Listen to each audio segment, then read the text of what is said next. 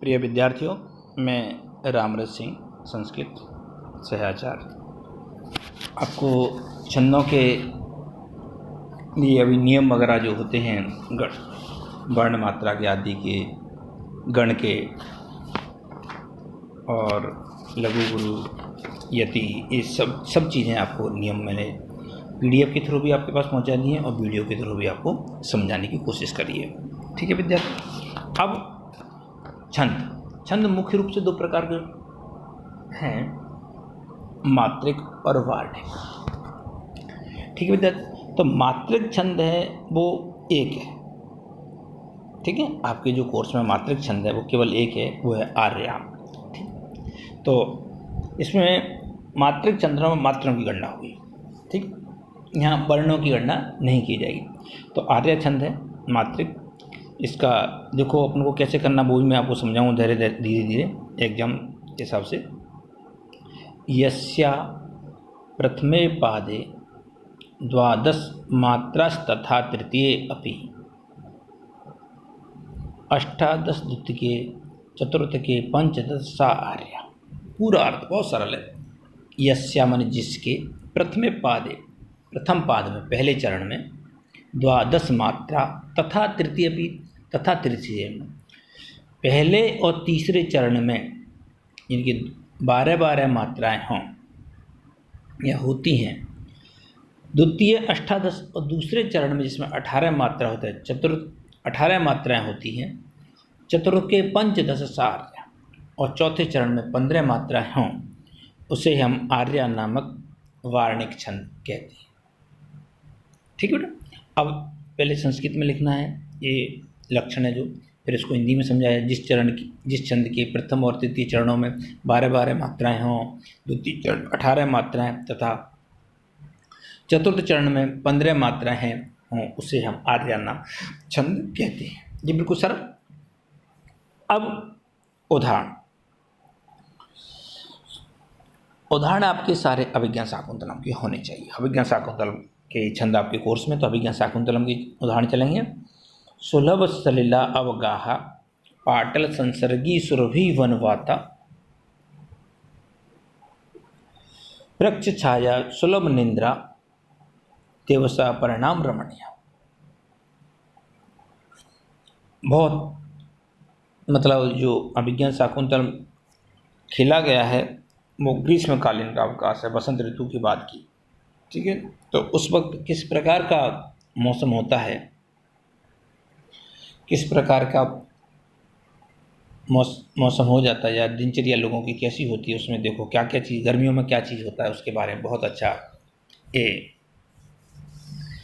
इस वक्त अभिज्ञान शाकुंतलम के रंगमंच पर, अभिज्ञान शाकुंतलम खेला जा रहा है रंगमंच पर, सूत्रधार और नटी है। तो इस पद के अंदर नटी हैं, उन्होंने एक गीत गाया है जी, उसी। तो कैसे देखो, दोनों आपस में बातचीत कर रहे हैं, ध्यान से सुनना विद्यार्थी। यहाँ आपको प्रसंग वगैरह नहीं बताना, बस मैंने तो वैसे थोड़ा बोल दिया है। यहाँ तो आपको उदाहरण लिखना सीधा। सुभग सलिला अवगाहा, सुभग माने आसानी से आ जाना, सलिल माने पानी में, अवगाहा सुभग माने बहुत अच्छा लगना, सलिल अवगाहा पानी में डुबकी लगाकर स्नान करना अच्छा लगता है। सुभग बहुत भाता है, बहुत बढ़िया लगता है। क्या? सलिल अवगाहा पानी में डुबकी लगाकर नहाना बहुत अच्छा लगता है।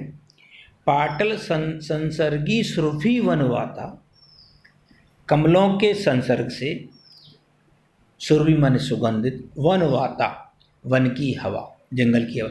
पाटलों के कमलों के संसर्ग से वन की हवा है वो कैसी हो जाती है? सुगंधित हो जाती है, सुगंधित लगती है। वृक्ष छाया सुलभ निंद्रा, घनी छाया में नींद आसानी से आ जाती है। गर्मियों के अंतर्गत आप किसी पेड़ की छाया में लेट जाओ तो आपको बहुत आसानी से नींद आ जाएगी, बहुत आसानी, सुलभ माने बहुत आसानी से नींद आ जाती है। किसमें? छाया में। कैसी? वृक्ष छाया, घनी छाया में। एक तरफ तो पानी में नहाना अच्छा लगता है, हवा सुगंधित बह रही है और घनी छाया हो तो नींद बहुत अच्छी आएगी, बहुत आसानी से आ जाएगी, बहुत अच्छी आ जाएगी। दिवसा परिणाम रमणीय, और दिन परिणाम, दिवसा माने दिन, परिणाम माने अंत होते समय, रमणीय दिन अस्त होते समय बहुत रमणीय होता है, बहुत अच्छा लगता है, मनोहर लगता है। दिन भर गर्मी रहती है, सूर्य ऊपर चढ़ा रहता है, बहुत गर्मी लगती है, लेकिन जैसे दिन छिपता है तो फिर दिन कैसा लगता है, रमणीय लगता है, अच्छा लगता है। अब देखो विद्यार्थियों, सबसे पहले तो आपके 4 चरण हैं इस पद में, आपके PDF में देख रहे होंगे आपने। हाँ विद्यार्थियों, ध्यान रखना रजिस्टर में उतारना बहुत ज़रूरी है ना, बिना उतारे बात नहीं बनेगी कि इसी PDF में देखते रहो पढ़ते, ऐसे नहीं है। अब मैं जैसे पढ़ा रहा हूँ तब PDF को ना खोल के आप लोग रजिस्टर में देखें साथ में।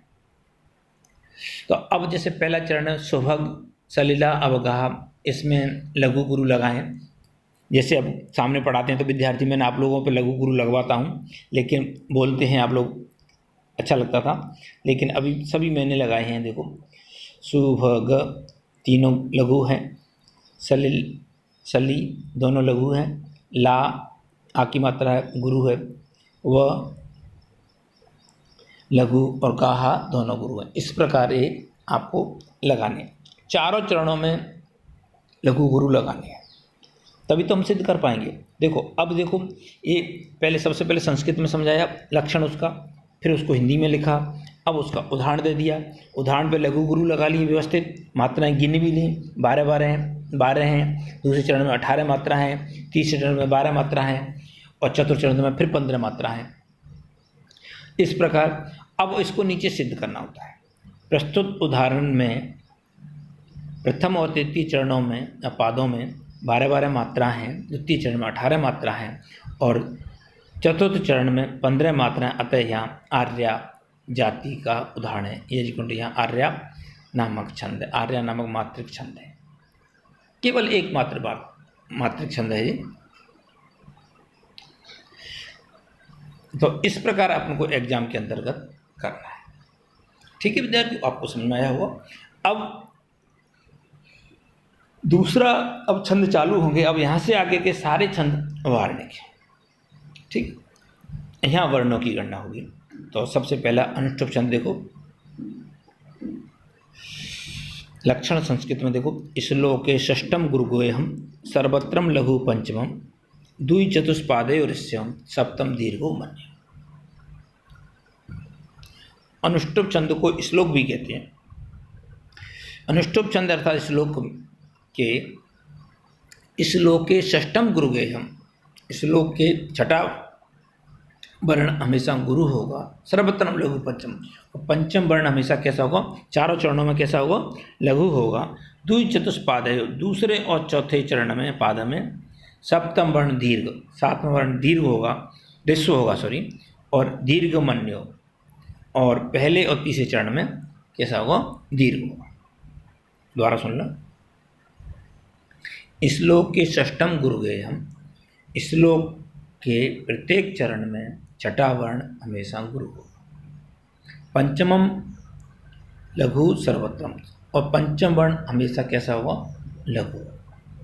द्वि चतुष्पादयो, दूसरे और चौथे चरण में सप्तम वर्ण ऋस्व, सातवां वर्ण कैसा हुआ, ऋस्व होगा।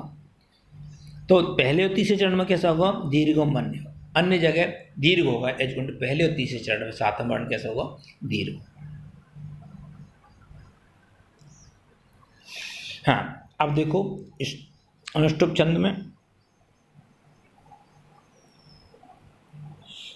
अनुष्टुप श्लोक के प्रत्येक चरण में पहली बात तो 8-8 वर्ण होते हैं। ठीक है, वार्णिक छंद है तो 8-8 वर्ण होंगे, अक्षर होते हैं, और प्रत्येक चरण में षष्ठम वर्ण अक्षर हमेशा गुरु होता है, और पंचम अक्षर सदा हमेशा लघु होता है। दूसरे और चौथे चरण में सप्तम वर्ण लघु होगा, और प्रथम और तृतीय चरण में सप्तम वर्ण कैसा होगा, गुरु होता है। ये इसका वो है। अब आगे देखें, तवा अस्मि गीत रागण, उदाहरण इसका बहुत अच्छा, तवा अस्मि गीत रागण हरिणा प्रसव हृतम एस राजा इव दुष्यंतम सारंगण अति रहस। अब इससे पहले यहाँ सूत्रधार नटी से कह रहा है, इससे पहले एक छंद, एक गीत उसने गाया, नटी ने ईशत ईशत चुंबितानी एक गीत गाया था। इसके बाद ये छंद है। तो इसके अंदर पहले तो सबसे पहले तो अपन क्या करना है, वर्ण गिन लें। तो सभी चरणों में 8-8 वर्ण होंगे, 1 2 3 4 5 6 7 8 इस प्रकार, ठीक है। तो चारों चरणों में 8-8 वर्ण। अब चारों चरणों के अंदर अपन को लगाना है सबसे पहले छठा वर्ण गिनो, 1 2 3 4 5 6 रा, कैसा है, लघु है। दूसरे चरण के अंदर भ भवम प्रसवम है ना, तो ये भी कैसा है, गुरु है। और इधर तीसरे चरण के अंदर दुष्यंत है ना, तो दुष् में संयुक्त वर्ण होने से दु कैसा हो गया, गुरु है। और सारंगरण अतिसंगति चौथे चरण के अंदर भी रण पे बिंदी होने से, अनुस्वार होने से ये भी कैसा है, गुरु है। ये हो गया। अब पंचम वर्ण सबका देखो, मतलब छठे से पहला वर्ण पंचम वर्ण, तो र लघु है, स लघु है, वह तृतीय चरण वह लघु है, और चौथे चरण में ती लघु है। सप्तम वर्ण के बारे में था कि दूसरे और चौथे चरण में री लघु है और ह लघु है, तो ये दोनों लघु है। और पहले और तीसरे चरण में गे, पहले चरण में गुरु है, और आगे दुष्यंत में न होता संयुक्त वर्णों से यह भी कैसा है, गुरु है। इसलिए यहाँ पर अनुष्टुप छंद है या श्लोक छंद है। प्रस्तुत उदाहरण के प्रत्येक चरण में 8-8 वर्ण है, बहुत बढ़िया। प्रत्येक चरण में षष्ठम वर्ण अक्षर गुरु है, पंचम वर्ण लघु है, द्वितीय चतुर्थ चरण में सप्तम वर्ण लघु है, और प्रथम और तृतीय चरण में सप्तम वर्ण गुरु है। अतः यह अनुष्टुप नामक वार्णिक छंद है। इस प्रकार आपको एग्जाम में करने हैं, बिल्कुल वही चीज़ में लिखी है जो आपको एग्जाम में करनी है, ठीक है ना। पहले संस्कृत में आपको देना है, फिर उसको हिंदी में समझाना है, फिर उदाहरण लिखना है संस्कृत में, फिर उसके बाद सिद्ध करना है। सब चीज़ें पूरे क्रम से है। इस प्रकार करोगे तो एकदम शानदार रहेगा। बहुत बहुत धन्यवाद विद्यार्थियों, थैंक यू। अगला वीडियो में आपको इंद्र वज्रा और उपजाति छंद समझाऊंगा। थैंक यू, बहुत बहुत धन्यवाद।